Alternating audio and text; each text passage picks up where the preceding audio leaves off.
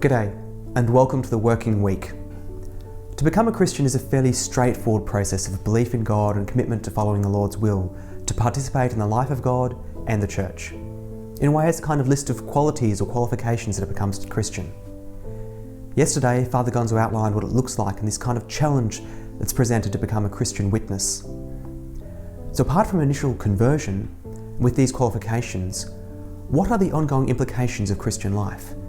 There must be something distinct about the way that Christians live.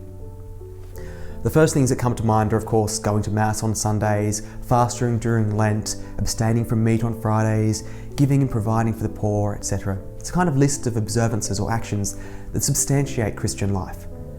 But to understand this better, we can turn to the second book of Gregory the Great's Pastoral Rule. In this, he acknowledges that the ongoing pursuit of holiness, but is also the reality of living in the world.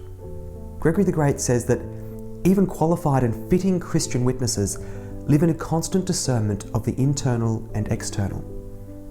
Gregory the Great speaks to a significant reality in Christian life. As we live lives dedicated towards doing good and being good, we have to remember that we're being good because of who is good. There's a real danger that we strive after meritorious works, or we're caught up on being good for the sake of itself, rather than becoming good for the sake of our Father in heaven, who is perfect. Today, of all days, we turn to the most central phrase proclaimed in the Gospel. He said to them, "You shall love the Lord your God with all your heart, and with your soul, and with your mind. This is the greatest and first commandment. And a second like it, you shall love your neighbour as yourself.